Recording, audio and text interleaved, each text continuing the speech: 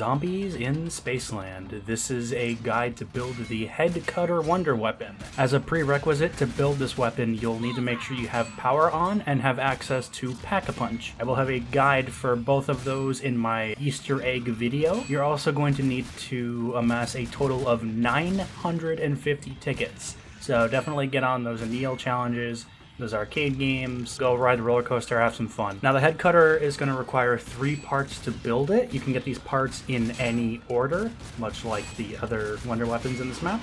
Let's start off with the toy Yeti. So in Polar Peak, there is a souvenir machine. You want to go to this one right here. You want to deposit 3 green souvenir coins. You'll get them from just killing zombies. Putting 3 in this machine will give you the revocator, and it will also spit out a toy Yeti, which you can pick up. Now for the battery, you're going to want to go to the arcade and make sure you've bought the cryo grenades. They're right on the prize booth here for 350 tickets. Once you have your cryo grenades, you're going to want to go to the entrance in front of Polar Peak. Go ahead and get a group of zombies over toward this giant Yeti statue. Hit the statue with your cryo grenade. The statue is going to like rear back, and then it's going to blow some ice breath. Zombies that touch this ice breath will be frozen solid. From here, you just want to kill them with headshots. Once you get around 10 headshots, you'll hear the Yetis make a roar like this. And that sound means you're done. Head on over to the Polar Peak gift shop. There is another smaller Yeti statue near this exit, and it should be holding a battery. And that's your second part for your weapon.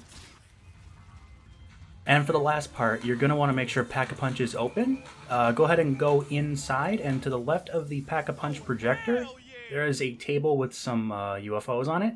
Interact with this table, and the UFOs will come to life. They'll fly outside into the film, and they'll be flying around certain traps.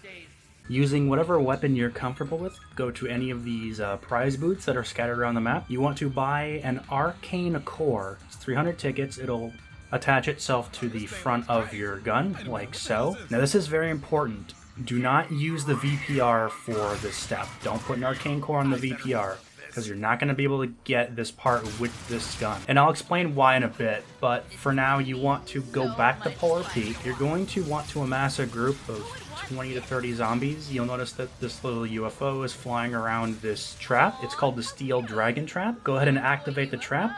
You want to get 20 to 30 kills with one single activation of the trap. When you've got enough kills, the UFO will start flying around a bigger loop around Polar Peak, the entire like upper floor basically. At this point, you want to follow the UFO. Use whatever weapon you put your arcane core on. Start getting zombie kills near the UFO, and you'll notice that souls get sucked up into the little disc. Just keep following it around, keep getting kills. Eventually the UFO will disappear and fly away, and where it disappeared, it will drop a little yellow orb. Go ahead and pick that up. It'll attach to your arcane core weapon. And in my experience playing with this, for some reason, it just does not attach to the VPR. I don't understand why. Like, if someone in the comments knows and can tell me, like, it'll literally say attachment is not valid for this weapon. The orb will disappear, and you'll have to do that whole trap and soul collecting process again. I've read that a couple other SMGs do this as well, but I can only confirm the VPR does this. Moving on, you're going to want to head to the arcade. On the very left of the prize booth, there's going to be a set of gold teeth for 300 tickets. You'll want to pick those up for our next step. Head over to the Kepler system, and we're going to wait for a brute to spawn. They're the big green laser shooting Hulk alien zombies. What we want him to do is follow us over to this space gator trap. We want to get the brute to walk into those jaws as they're coming down on the brute. It's not going to kill the brute. He's just going to be like, oh, damn it. He'll hold the jaws up. And when he does this, he's going to knock some teeth loose. And at this point, you can go ahead and kill the brute. You don't need him anymore. When it's safe for you to do so, go up to the gator and interact with it, and you'll put some gold teeth where the regular teeth fell out. When you do this, the back of the throat will open up, and you'll see a little machine there. You want to take your arcane cord weapon, and you're going to want to shoot one of these little panels. The panel will open up, and you can go ahead and walk up to it and get your last part for your wonder weapon.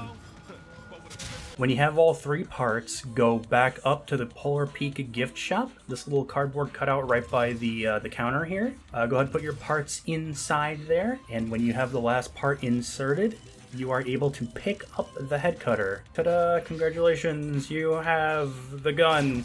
The gun that literally blows your mind. It blows the heads off zombies in a spectacular fashion, like that movie. Like, what's the movie? The King and I.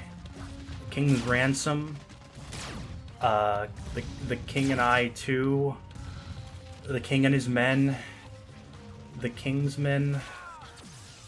No, it's not the King's Men. The King's Man, the King's Woman.